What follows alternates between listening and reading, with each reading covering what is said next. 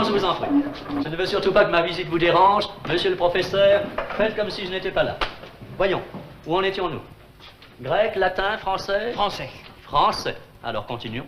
Quel est le programme? Racine, monsieur l'inspecteur. Ah, Racine. Quel lyrisme. Quelle pureté. Et quelle œuvre avez-vous choisi? Phèdre, monsieur l'inspecteur. Phèdre? Diable.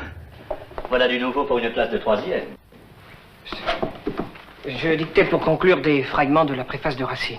À la préface. Oui, en somme, vous procédez comme Racine qui a écrit cette préface, laquelle est un modèle de modération et d'humilité, uniquement pour expliquer un drame qui n'est que passion et excès.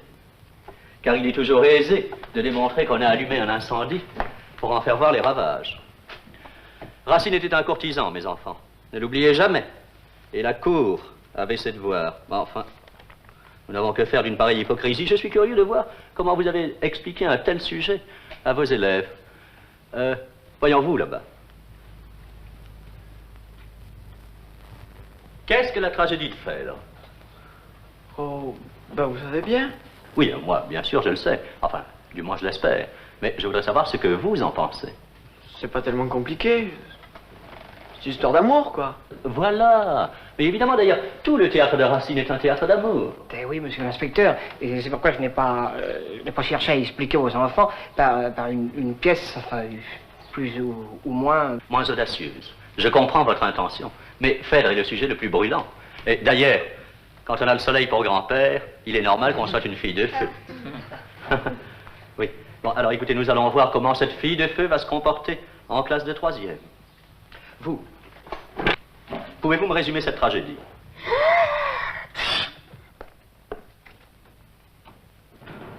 Pouvez-vous me résumer cette tragédie?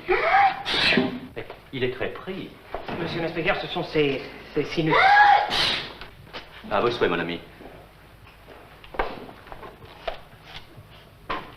Répondez à quoi? Phèdre est une femme dont le mari est absent. Depuis combien de temps? 6 mois, c'est long pour une femme seule. Thésée n'a donné aucune nouvelle. On croit même qu'il est mort. Et Phèdre en profite pour se laisser aller à son penchant. Merci. Ah! Vous maintenant. Quel est ce penchant? C'est Hippolyte, le fils de son mari. C'est un penchant coupable. Se fait pas dans les familles. Mais chez le roi, on est plutôt plus coulant que partout ailleurs. Votre opinion est extrêmement intéressante. Et quel est le point culminant de la pièce?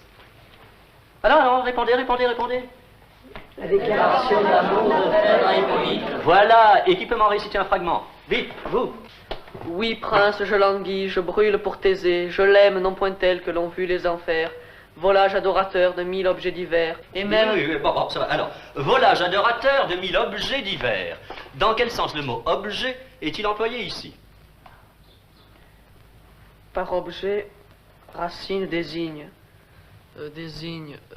Racine désigne. Oui, vous là. Par objet, Racine désigne les femmes. Parfait. Mais qu'y a-t-il de remarquable dans cette déclaration? Dieu. Outre les vers qui sont superbes. Dieu. Oui, vous. C'est que Phèdre a beau être amoureuse, elle est quand même maligne, comme toutes les femmes. C'est très bien, très bien. Et dans quel but Phèdre parle-t-elle ainsi de son voyageur de mari? C'est classique. Phèdre commence par dire du mal de Thésée qui pendant ses voyages a eu beaucoup d'aventures. Eh ben voilà, c'est très bien, très bien. À vous. Au début, Phèdre veut tâter le terrain. Elle fait comme si elle parlait de son mari. C'est pas tellement bête. Elle évoque le père pour parler du fils. C'est de mieux en mieux. C'est ça, là, continuez. Oui, prince, je languis, je brûle pour Thésée. C'est comme si elle disait, je t'adore, Hippolyte. Et quelle est la réaction d'Hippolyte? À vous? Il ne trouve pas ça convenable, il ne veut rien entendre. Évidemment, la mort de Phèdre est coupable. Mais quand on y pense, Thésée avait bien des torts. Votre point de vue, monsieur? Mon point de vue, c'est que je suis d'accord avec vous, monsieur l'inspecteur. Quand on a une femme, on reste avec elle ou on l'emmène avec soi. Voilà, mais c'est très bien tout ça. Alors, vous n'ignorez pas que cette tragédie a fait scandale et qu'elle choque encore très souvent des esprits bien pensants. Pourquoi? Vous là, qui n'avez encore rien dit, vous n'avez aucune réflexion à émettre? Antoine, oui-vous? Vous voyez bien que monsieur l'inspecteur vous interroge?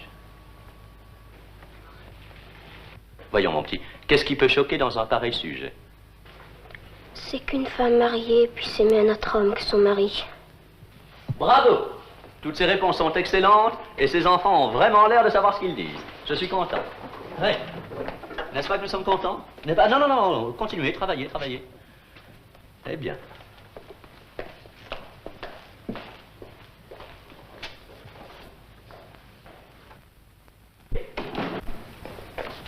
Monsieur l'inspecteur va vous entendre entre deux classes. Ah! Maître Zardine, vice-président de la PE. Monsieur l'inspecteur, vous avez devant vous une délégation de parents d'élèves de la 3e A. Ah, la fameuse 3e. Eh oui, la fameuse 3e. Alors là, je dois avouer que les résultats sont surprenants. N'est-ce pas, monsieur l'inspecteur? Quel enseignement? Quelle audace! Ah, mais j'ai été édifié tout de suite, vous savez. Alors, je vous en prie, madame, asseyez-vous, asseyez-vous. Asseyez-vous et soyez contente, car je suis ravi, mais tout bonnement ravi. Notre petit professeur est un grand pédagogue. C'est un tour de force que de faire du passé le présent. Mettre l'enseignement sur le plan de la vie, instruire en amusant. Ah là là, ce n'est pas facile, vous savez. Non, et puis quelle santé, surtout quelle fraîcheur dans les réponses de ces enfants. Quand je pense que je lisais Phèdre en cachette, comme vous tous d'ailleurs, avouez-le. Alors écoutez, mesdames, si vous êtes venus cueillir les lauriers de vos enfants, alors là, je vous le répète, je suis pleinement satisfait. Monsieur Robignac sera très bien noté. À un point tel que pour couronner sa victoire, c'est lui qui prononcera le discours des prix. Monsieur, mesdames. Allons.